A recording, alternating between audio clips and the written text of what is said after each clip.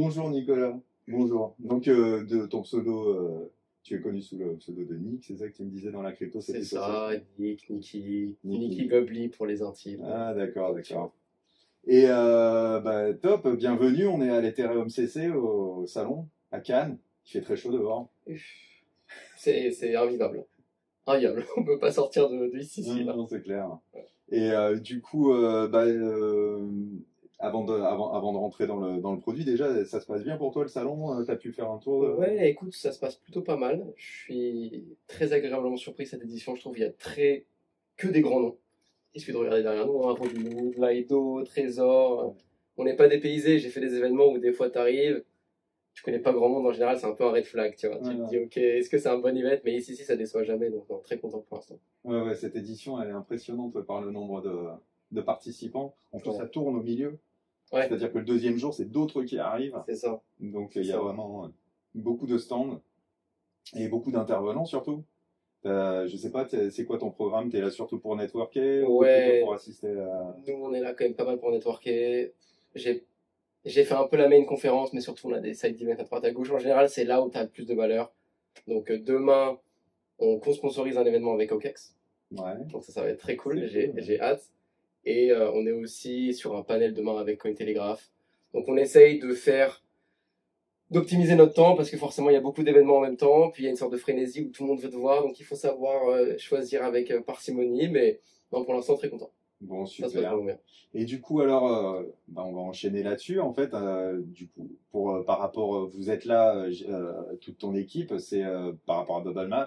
Ouais, Je crois que vous avez pas mal d'actualités en ce moment. ouais. Et du coup, bah, peut-être je vais te laisser en parler. Je sais que l'interview va pas durer très longtemps parce qu'évidemment, il y a on a tous plein d'autres rendez-vous, de choses à gérer. Donc, en deux mots déjà, Bubble Maps, qu'est-ce que c'est? Alors, Bubble Map, c'est un outil de visualisation de data on-chain. Parce qu'une des prémices de la crypto, c'est que toute la donnée est publique. Une blockchain, c'est un registre de données publiques. Sauf que, on a abouti dans une sorte de drôle de position globale du marché où il y a tellement de données publiques que finalement, personne n'utilise. On est tous submergés, on est tous noyés. Donc là, à la base, tu vois, il y avait Ethereum, c'est bien. Maintenant, des blockchains, il y en a 500, qui multiplient du coup la quantité de données on-chain. Et cette promesse initiale qui était très intéressante, à savoir, bah, faites vos propres recherches, Dior, comme on dit, bah, en fait, plus personne l'a fait. Parce que du coup, C'est trop compliqué. t'imagines multiplié par le nombre de tokens, multiplié par le nombre de blockchains, Sans multiplié compter par... que tout est en interopérabilité. Donc, les datas d'un côté, tu les retrouves de l'autre côté aussi. Exactement, exactement, exactement. Donc nous, on est arrivé avec une proposition de valeur très simple, très claire, c'est de la donnée efficace, simple, ludique aussi, très colorée, il y a une interface qui est Ouais, ouais, ouais, très c'est vrai. accessible, très sympa, pour pouvoir facilement disséquer la distribution d'un token. Donc comment ça fonctionne en deux mots? Tu prends un token, nous on regarde sous forme de bubble map, le nom est assez clair, Ouais. les holders, chaque bulle est un holder, et si les bulles sont connectées, ça veut dire que Il y a des les trans- wallets se sont envoyés des fonds, qu'il y a des Ok. transferts, des transactions entre ces wallets-là. Et donc que les wallets se connaissent. Et si les wallets se connaissent, derrière il faut se poser la question pourquoi. Est-ce que c'est un employeur qui paye ses employés, ce qui pourrait être un cluster normal? Est-ce que c'est des VC, des fonds d'investissement qui reçoivent des fonds, des tokens? Ou alors, et c'est plutôt ce cas-là en général, est-ce que c'est quelqu'un qui se cache et qui, pour pas de façon trop transparente dire qu'il a 50% de la supply, il disperse ses tokens dans une série de wallets, ce qui créerait aussi des clusters. Donc bah voilà, c'est devenu vraiment l'outil numéro un de référence aujourd'hui dans l'industrie pour comprendre la distribution d'un token. Et puis voilà, en quelques mots aussi, on s'est lancé en 2022. Aujourd'hui, on a fait des partenariats avec les plus gros acteurs de l'industrie, donc toutes les blockchains, on travaille avec Solana, Base, Arbitrum, C'est Polygon. 9, c'est ça? Vous en prenez en charge combien Aujourd'hui, sur la V2, il y a 8 blockchains, 8. dont 2, donc 10 qui n'ont pas encore été annoncés, mais qui sont déjà dispo. Petit alpha. Ils sont D'accord. déjà dispo sur notre environnement de test. Ok. Enfin, donc 2 qui vont sortir bientôt. Et on est aussi intégré sur toutes les plus grosses plateformes. Parce que l'idée, c'est pas que Bubble Maps, on le garde égoïstement sur bubblemaps.io. Faut que ça soit un L'idée, outil. c'est que ça se répande partout dans l'industrie. Donc Bubble Maps, c'est sur CoinGecko, c'est sur DexScreener, c'est sur Photon, c'est sur Jupiter, et c'est sur 2 grosses plateformes aussi, peut-être les plus grosses qu'on ait jamais annoncées, qui arrivent bientôt. D'accord. Et concrètement, alors vraiment pour quelqu'un qui ne connaîtrait pas du tout le fonctionnement, en fait, c'est une dApp, c'est une On application. peut dire ça. On peut dire ça. Et, En fait, une DApp, souvent, c'est l'idée que tu peux te connecter avec un wallet. mhm. Donc, nous, à ce titre-là, on n'est pas vraiment une DApp parce que c'est une connexion classique avec un email. Mais on est clairement dans l'écosystème crypto, DeFi. Donc, DApp, moi, ça me dérange pas. J'aime bien ce terme. Et concrètement, en fait, j'ai envie de savoir comment est distribué le token. Bah, tu parlais de Solana, par exemple. Je Ouais. tape le ticker, c'est ça, C'est le ça. Sol. C'est ça. Tu Tac, tapes et le ticker, il va me tu sortir tapes le ticker sur la V2 et tu as instantanément la bubble map. Alors, Sol, c'est un cas particulier parce que c'est un Oui. gas fee token. Comme IS, comme AVAX, comme Matic. On les a pas, ceux-là. Mhm. Par contre, tous les tokens Solana, tu peux taper le contrat d'adresse et la voir sur Bubble Maps. Et donc voir la distribution, voir les connexions et savoir si tu vas te faire dumper ou pas et savoir si c'est un bon investissement ou pas dans les grandes lignes. Et du coup, tu disais, oui, justement, tu parlais là à l'instant de la V2.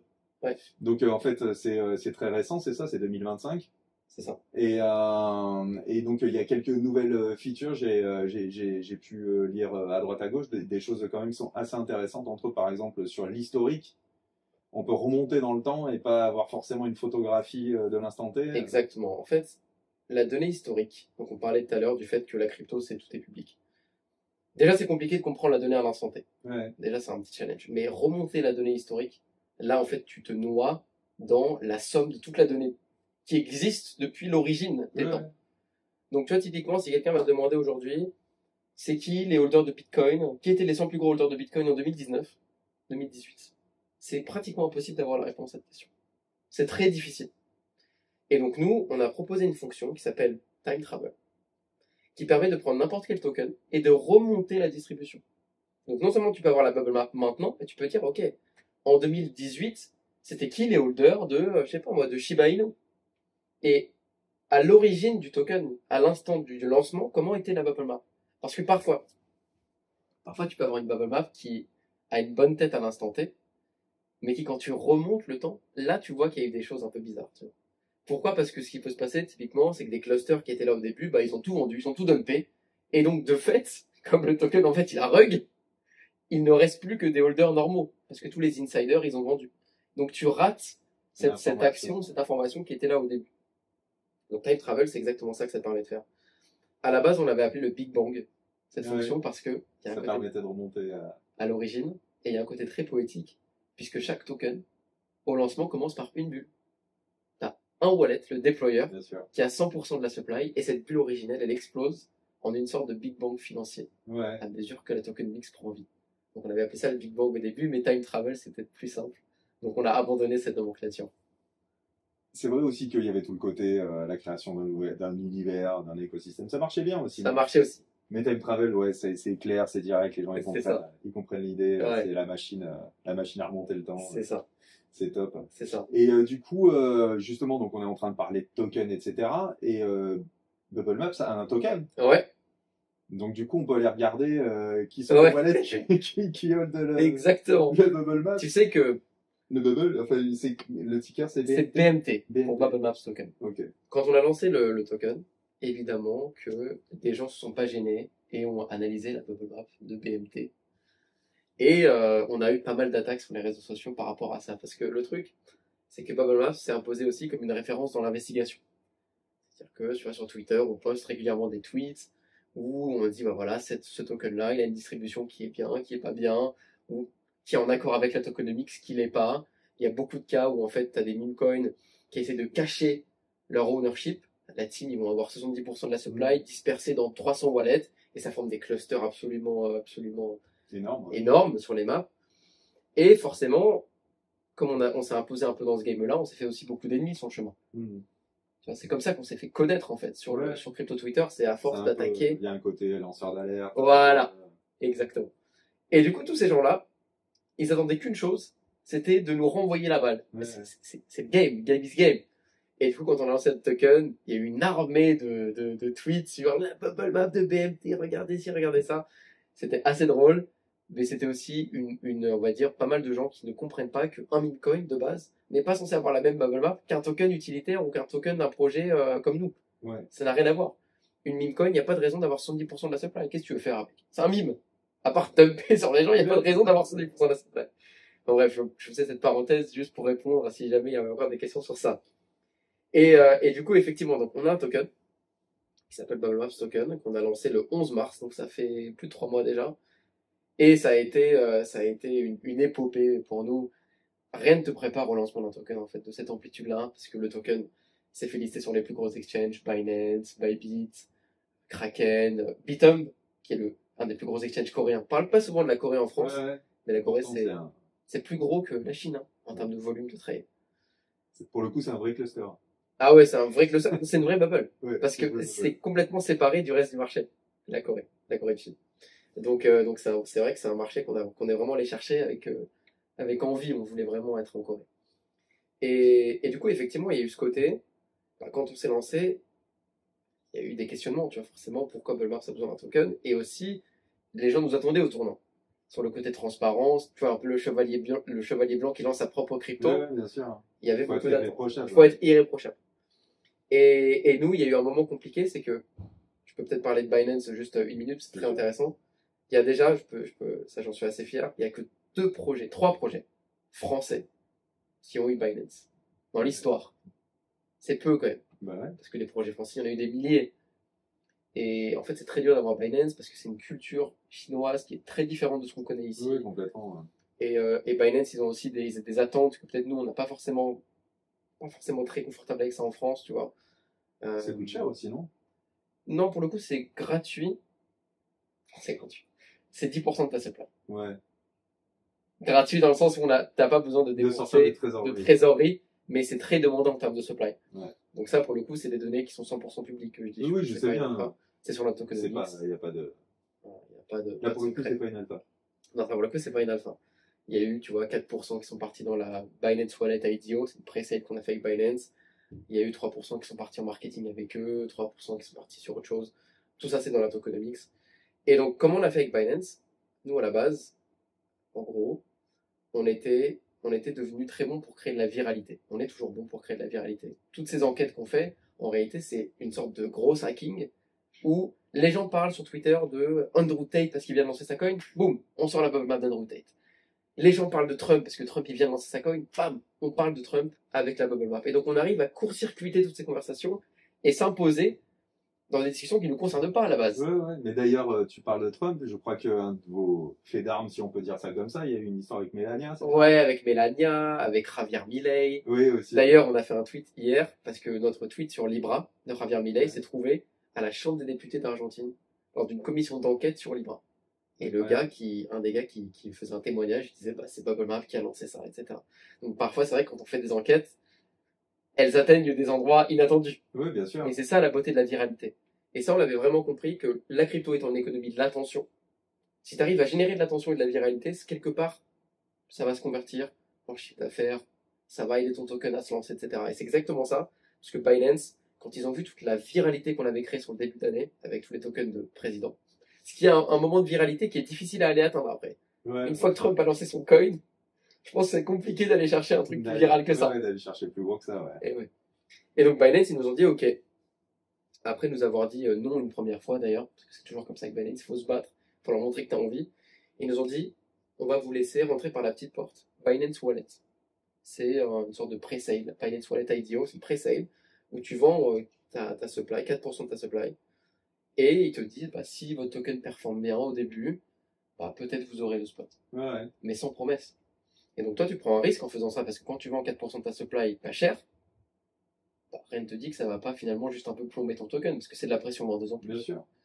Mais finalement, au bout d'une semaine, on a réussi à bien tenir la pression vendeuse. Il y a eu beaucoup d'achats, beaucoup d'engouement. Oui, oui, c'est ça. Il y avait une adhésion. Une vraie adhésion, et du coup, on a fini sur le Binance Spot.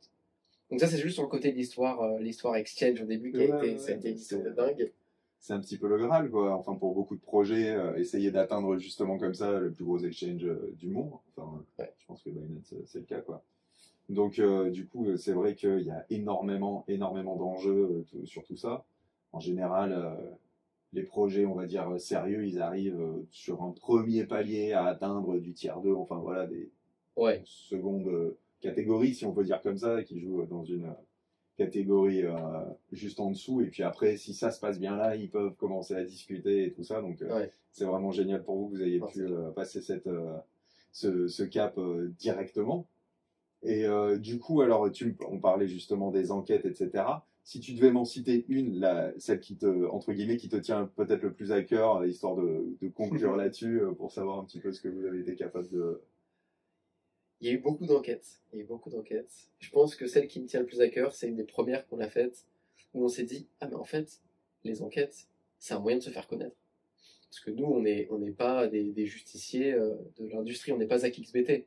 Zach XBT, lui, il le fait pour la beauté du geste, bon, aussi pour se faire connaître. Dans un sens, ça se rejoint aussi un peu. Et même s'il essaye de pas se faire connaître. Voilà, même si en même temps, c'est un personnage qui est anonyme, donc il y a tout ce paradoxe-là. Mais nous, en fait, au début, Bubble Maps, tu vois, quand on l'a lancé, on s'est dit, on tient quelque chose d'unique. C'est vraiment un outil qui sort du lot. Comment on peut le faire connaître? Et là, on s'est dit, et si on faisait des tweets, postait des enquêtes sur des sujets chauds de l'industrie, pour surfer cette vague de viralité qui est naturelle dans l'industrie. Et la première fois qu'on l'a fait, ou la première fois que ça a vraiment marché avec amplitude, c'était sur Uniswap. Parce qu'en fait, on a trouvé un cluster qui était A16Z, donc un des plus gros fonds d'investissement crypto US, et on a vu qu'il contrôlait grosso modo 6% de la supply d'Uniswap. Et en fait, là où c'est intéressant, c'est que le quorum d'Uniswap, ça veut dire si tu veux passer un vote de gouvernance, puisque Uniswap est une gouvernance, c'est 4% de la supply. Donc les mecs, ils avaient les rênes. Donc du coup, ils avaient les rênes. Et il y a eu un jour un tweet de Sizi qui disait, mais parce que Donc il y avait un vote, le boss de Binance. Sizi, l'ex boss de Binance, qui disait, en gros, qui avait fait un vote de gouvernance pour que BNB Chain soit sur Uniswap, et le vote était en train de tourner au non. Et il avait remarqué qu'A16Z avait voté contre. Et donc il a fait un tweet en disant, Is A16Z controlling Uniswap? Et là, c'est le parfait moment pour frapper. Ouais. Et nous, on a sorti ce tweet.